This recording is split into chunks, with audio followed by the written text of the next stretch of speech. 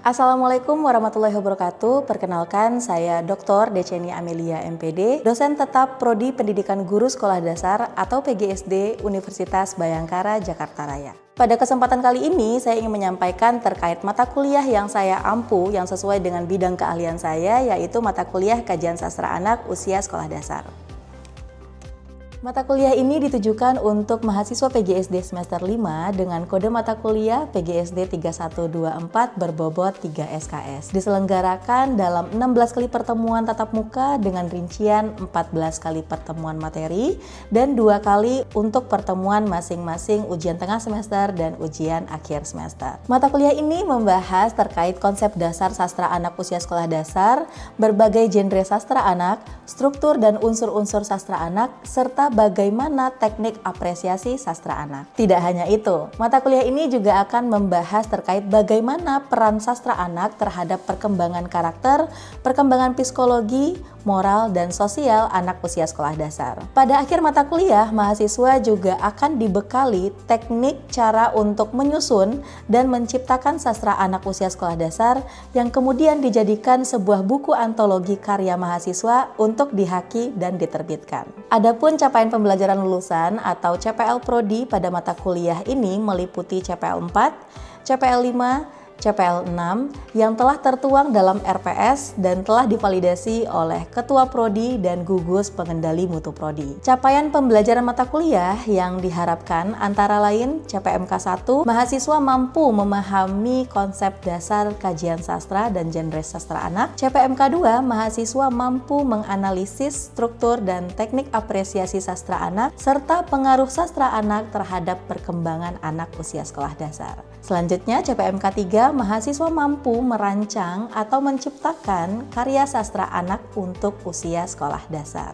3 komponen utama dalam proses pembelajaran mata kuliah ini adalah delivery, interaction, and assessment atau DIA. Untuk delivery, saya memberikan materi serta RPS yang dapat diunduh langsung oleh mahasiswa pada sistem e-learning Ubarajaya serta presentasi interaktif yang langsung dilakukan secara tatap muka untuk mendukung pemahaman mahasiswa. Materi yang saya sampaikan didukung oleh beberapa media pembelajaran berupa video, sastra digital, kuis interaktif Quizizz ataupun word wall, juga Canva sebagai media pendukungnya. Interaction pada mata kuliah ini melibatkan komunikasi 2 arah antara dosen dan mahasiswa berupa diskusi, tanya jawab, kolaborasi, dan refleksi bersama. Asesmen ataupun sistem penilaian yang saya lakukan dalam mata kuliah ini mencakup asesmen formatif untuk penilaian proses yang dilakukan melalui kuis, tugas proyek individu dan kelompok, serta penilaian sikap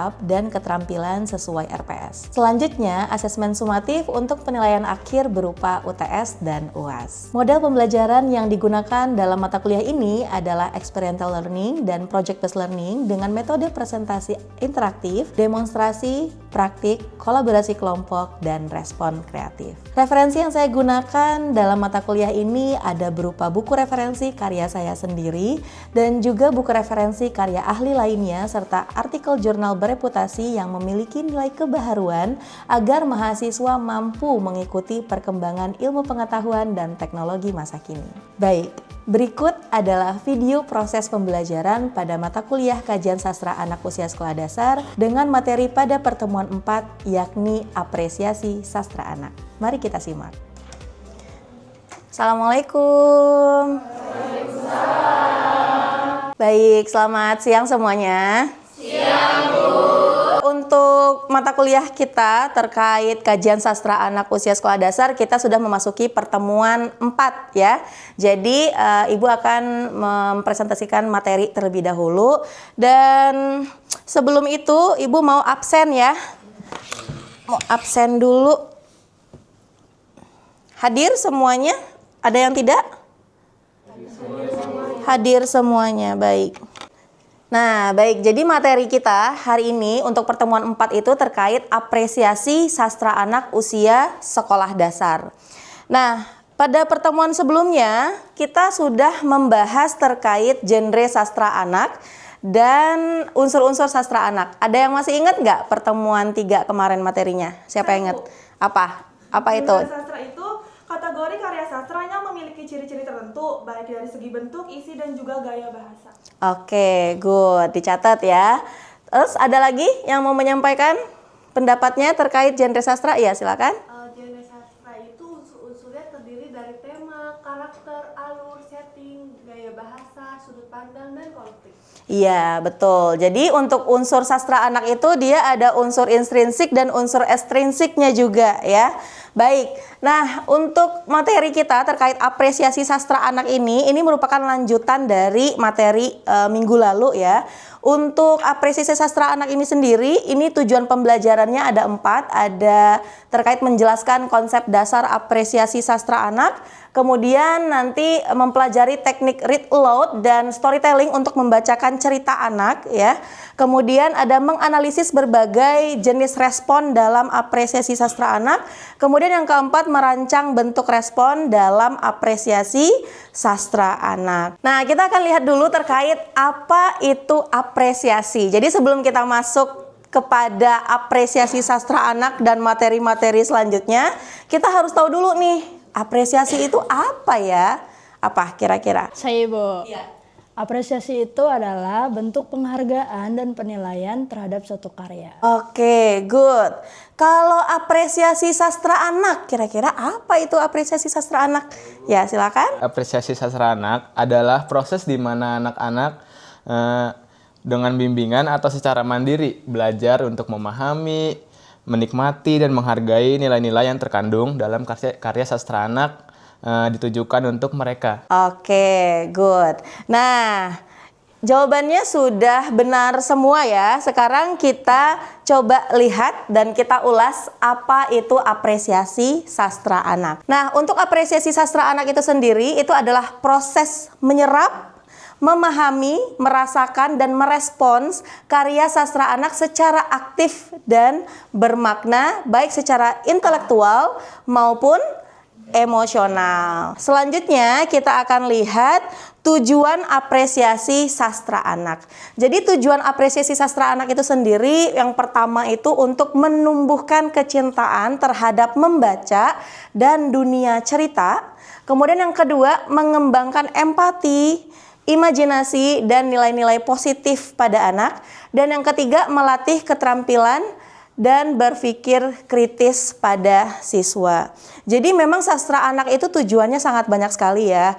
Tidak hanya untuk meningkatkan minat siswa terhadap membaca, tapi juga bagaimana peran sastra itu sendiri bisa mengembangkan diri seorang siswa, baik itu perkembangan psikologisnya, perkembangan karakternya, perkembangan moral dan sosial siswa.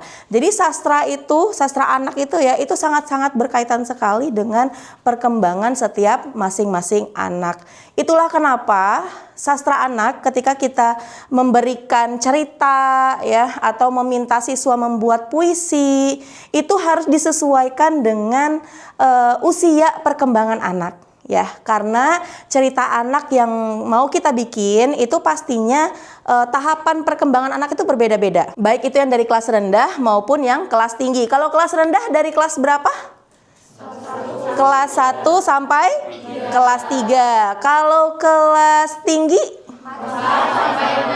Ya, kelas 4 sampai kelas 6. Nah, makanya kenapa kalau kita mau bikin cerita anak itu harus disesuaikan dengan tahap perkembangan. Oh, ini cerita anak untuk usia kelas rendah. Oh, ini cerita anak untuk usia kelas tinggi. Karena tidak hanya bentuk ceritanya saja yang berbeda, tapi strukturnya, unsur-unsurnya pun berbeda. Ya, misalnya kalau dari segi struktur kayak jumlah kata untuk cerita anak di usia kelas rendah pastinya akan lebih sedikit daripada cerita anak yang di usia kelas tinggi. Makanya kalau cerita anak usia kelas tinggi itu udah mulai agak panjang gitu ceritanya ya. Oke, nah sekarang kita masuk ke bagian selanjutnya, tahapan apresiasi sastra anak. Jadi tahapan apresiasi sastra anak itu dia ada 4. Ada tahap-tahapnya. Ada reseptif, ya, anak mendengarkan atau membaca cerita, menerima teks dari guru. Nah, jadi memang di sini tahapan yang pertama itu guru memberikan sastra yang dibaca oleh anak, biasanya berupa cerita gitu ya. Kemudian siswa diminta untuk membaca cerita itu. Nah, kemudian ada interpretatif. Interpretatif itu anak memahami makna dan pesan di dalam cerita. Jadi ketika dia sudah membaca cerita itu, kemudian dia mencoba mengeksplorasi. Ya, apa kira-kira makna atau pesan yang tersirat di dalam sebuah cerita tersebut. Nah, kemudian ada kreatif dan ekspresif. Anak merespons ya cerita yang sudah mereka baca itu dalam bentuk gambar, drama, puisi ataupun tulisan ulang. Dan masih banyak hal yang lainnya. Coba Ibu pengen tahu dong, apa cerita anak yang paling kalian inget banget? Nah, Buaya dan Kancil itu kayaknya cerita yang paling fenomenal ya. Setiap generasi ke generasi itu selalu ada gitu. Nah, jadi untuk yang Kancil dan Buaya itu kan pasti inget ya tokoh-tokohnya, ya pesan dan amanat di dalam cerita. Kemudian anak diminta untuk coba dibikinin puisinya.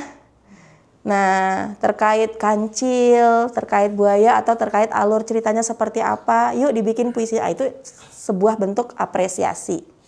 Terus bisa juga, oh kalian suka dengan cerita Kancil dan Buaya? Suka Ibu, oke yuk kita bikin dramanya yuk. Nah, drama mini gitu. Jadi anak-anak diminta untuk bermain peran. Itu adalah berupa apresiasi sastra.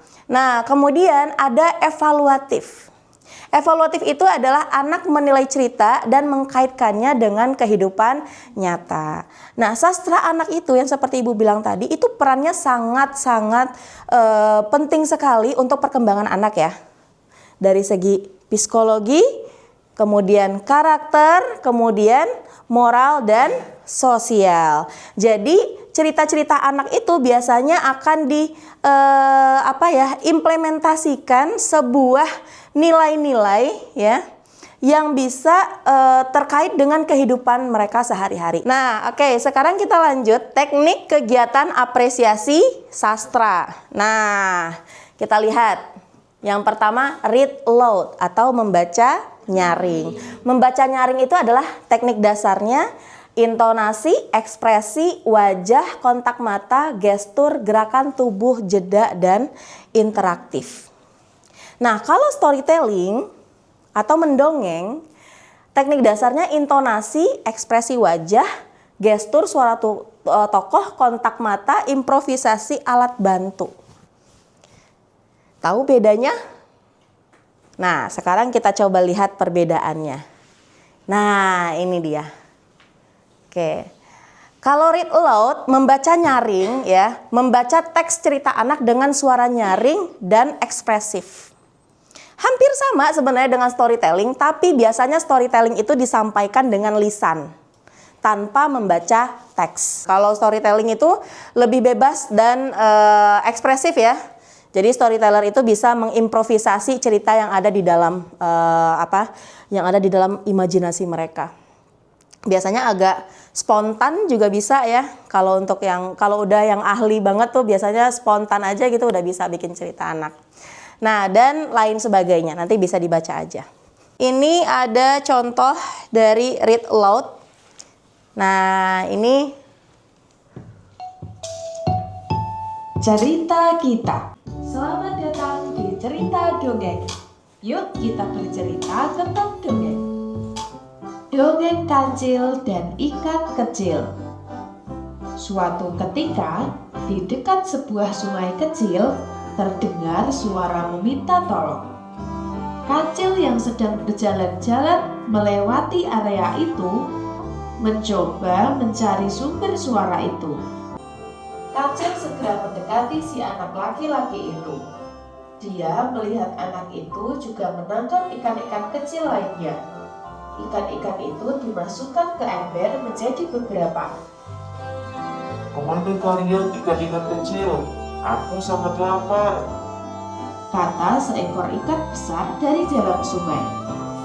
Mendengar ucapan ikan besar itu, Kancil baru tahu. Ternyata anak itu menyelamatkan ikan-ikan kecil dari si ikan besar. Ikan kemudian tersenyum senang. Ketakutannya menjadi tidak terbukti. Karena pertolongan si anak lelaki tersebut, ikan bisa hidup bebas dan berenang di sungai lagi. Nah, itulah tadi cerita tentang Kancil dan ikan kecil. Pesan moral dari cerita ini yaitu jangan menilai sesuatu terlalu cepat. Agar tidak menjadi salah sangka, kita perlu memastikan segala sesuatunya dengan jelas terlebih dahulu. Oke, jadi itu dia untuk contoh dari read aloud ya. Jadi read aloud itu bisa berupa bentuknya buku, bisa juga bentuknya video yang ada tulisannya, sehingga guru itu bisa membacakan atau anak bisa membaca sendiri cerita dari buku ataupun video yang dia lihat. Nah, kalau untuk storytelling itu kita butuh sebuah alat peraga gitu. Nah, kalau untuk storytelling kita tuh bisa menggunakan alat peraga yang seperti ini ya. Jadi ini kayak ada pentas mini gitu. Nanti ada kumpulan beberapa hewan-hewan di dalamnya. Kemudian storyteller berceritanya itu secara spontan gitu. Dia akan melihat, oh ini ada ini. Kemudian nanti akan membayangkan kira-kira cerita apa atau alur yang seperti apa yang bisa dia masukkan ke dalam cerita anak itu. Terus di sini juga ada kayak ini ya, kayak apa namanya ini?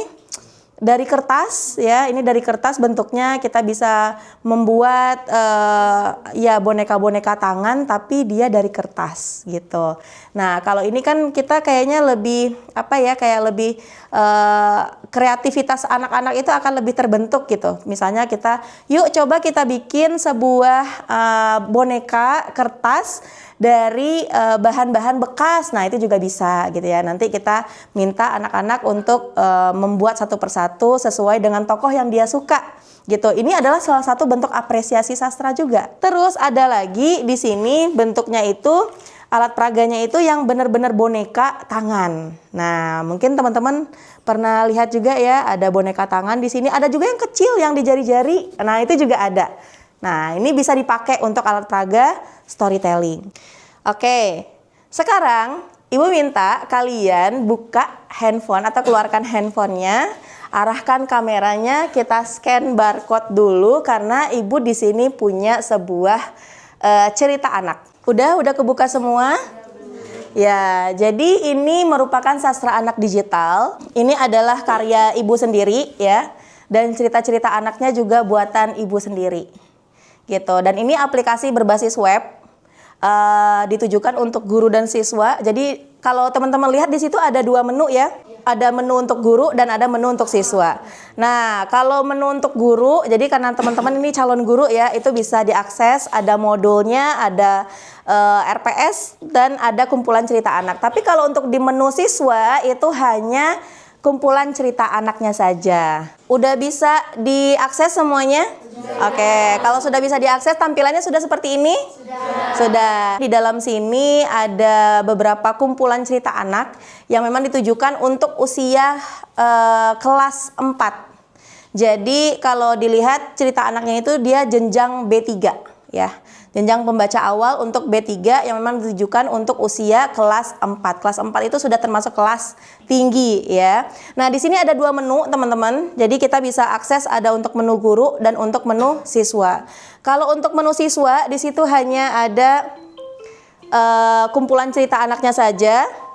Sedangkan kalau kita kembali ke menu guru, di situ ada menu lagi ya, ada 3, ada modul RPP bahan ajar dan cerita anak. Nah, kemudian kita coba pilih yang untuk cerita anaknya. Nah, ini kalau dibuka aplikasinya ini dia ada musiknya ya teman-teman ya, ada musiknya. Kemudian nanti kalau kita buka ceritanya, di situ ada storytellernya. Nah, sekarang kita coba lihat. Oke. Ini suaranya bisa dimatiin, bisa dinyalain juga ya. Di sebuah desa kecil yang dikelilingi oleh hutan lebat, tinggal seorang anak kecil bernama Maya. Maya adalah seorang anak yang ceria dan penuh semangat. Dia tinggal bersama kedua orang tuanya yang bekerja sebagai petani di desa itu. Oke, nah itu ada suaranya ya teman-teman ya. Jadi yang Ibu minta sekarang teman-teman itu coba baca untuk cerita anak petualangan 3 sahabat di kerajaan ajaib. Ya, cerita yang nomor 2. Bisa diakses semuanya ya? Ada yang terkendala nggak? Ada yang terkendala? Nggak ada? Aman? Oke. Sekarang Ibu kasih waktu sekitar 10 menit untuk membaca cerita tersebut.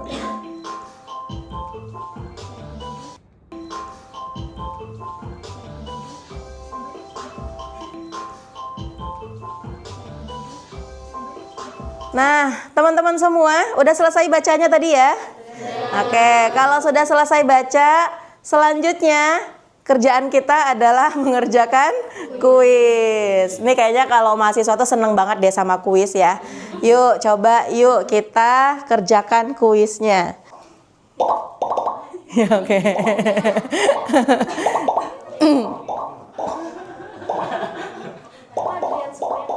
Oke, sudah siap untuk kuis? Siap? Yang keras dong suaranya. Udah siap untuk kuis? Ayo, kita mulai ya.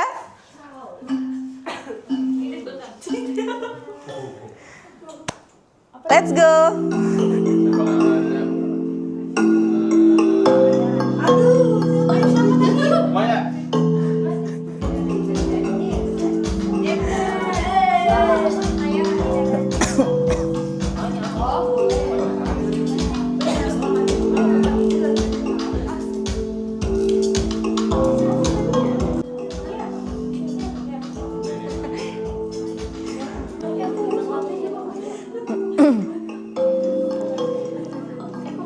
Ayo, cuman 10 pertanyaan kok.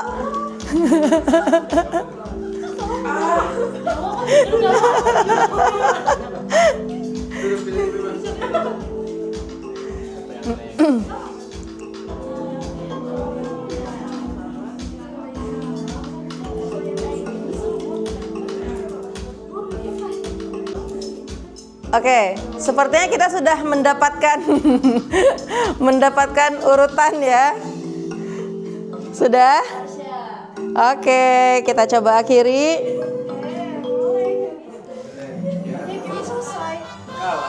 Yeay. Marsha mana Marsha? Marsha yang mana? Oke, juara 1, juara 2 Dinda. Ya, Dinda juara 2. Juara 3 Zahwa ya. Good. Nah, baik teman-teman semua, kita lanjut ya untuk melihat terkait tadi udah kuis ya. Nah, yang teman-teman lakukan tadi itu ya, itu adalah salah satu jenis dari apresiasi sastra anak. Jenis yang mana kira-kira dari 4 jenis ini? Ayo coba dilihat. Jenis yang mana ya?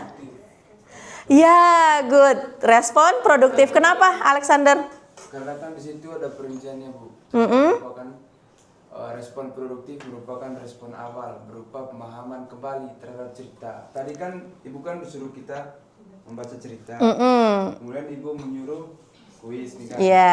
Kuis di dalamnya itu kan berisi cerita-cerita yang kita baca. Iya, betul. Jadi, di situ respon produktif. Oke, good. Ya, jadi respon produktif itu bisa untuk mengulas kembali cerita yang sudah dibaca oleh siswa. Bisa kita ulas dalam bentuk kuis ya, pertanyaan interaktif ya, dan lain-lain. Nah, kemudian respon afektif itu tanggapan pembaca yang berkaitan dengan emosi. Jadi kita juga bisa meminta anak-anak untuk menulis jurnal perasaan ya, perasaan atau emosi yang mereka dapatkan setelah membaca cerita anak. Nah, terus bisa juga kita minta anak-anak untuk coba kalau kamu kenal dengan tokohnya, seandainya kamu kenal dengan tokohnya, kamu ingin mengirim surat atau ingin mengirim pesan apa kepada tokoh. Misal, kan ada misalnya kayak cerita Malin Kundang gitu ya. Kamu mau ngirim surat apa nih ke Malin Kundang gitu. Atau misalnya, kamu mau ngirim surat apa terhadap bawang putih dan bawang merah. Nah, itu juga bisa. Itu adalah jenis respon afektif. Nah, kemudian ada respon kreatif. Tadi sudah sempat Ibu singgung ya, kalau respon kreatif itu respon yang kita meminta siswa untuk membuat karya dari sastra anak yang telah mereka baca. Jadi misalnya sastra yang sudah mereka baca, cerita gitu ya, terus kita minta mereka untuk bikin puisi sesuai dengan tokoh ya, terus bisa membuat drama boneka yang Ibu bilang tadi sesuai dengan karakter-karakter tokoh yang ada di dalam cerita. Yang terakhir ada respon evaluatif dan reflektif. Nah, respon yang mencakup penilaian pribadi terhadap kualitas cerita. Misalnya, kita bisa minta anak-anak untuk bikin teks ulasan, teks review yang berisi kayak komentar ya, kritik dan saran gitu ya. Nah, terus misalnya kita juga bisa minta anak untuk apa pesan yang terkandung di dalam cerita itu. Nah, kemudian dikomentarin seperti apa ceritanya. Nah, itu adalah salah satu bentuk dari respon evaluatif dan reflektif. Dan bisa juga digabungkan dengan kehidupan siswa sehari-hari. Oke, untuk materi hari ini kita selesai ya. Namun tentunya ini baru pertemuan 4, kita akan ada masih pertemuan-pertemuan selanjutnya ya. Jadi untuk pertemuan selanjutnya ada tugas individu dari Ibu. Jadi kalian nanti akan memilih acak jenis respon. Tadi respon produktif kan udah ya. Nah, sekarang Ibu minta kalian untuk membuat respon yang 2, 3, dan 4. Oke, tadi Ibu sudah menyiapkan ada kertas. Nah, ini Ibu minta kalian untuk memilih ya, jadi nanti siapa yang dapat jenis responnya, itulah tugas yang harus kalian bikin sesuai dengan panduan nih. Jadi setelah memilih nantinya kalian akan membuat pedoman dan rancangan kegiatan respon yang bisa diterapkan untuk siswa SD kelas 4. Nah, dikumpul H+3 setelah pertemuan hari ini di e-learning Ubara Jaya. Oke, silakan diambil. Oke, coba udah dibuka, udah dapat semuanya? Ada yang nggak dapat? Dapat ya, oke. Jadi itulah jenis respon yang bisa kalian bikin untuk tugas individu dan dikumpul H+3 setelah pertemuan kita hari ini. Ada yang mau ditanyakan?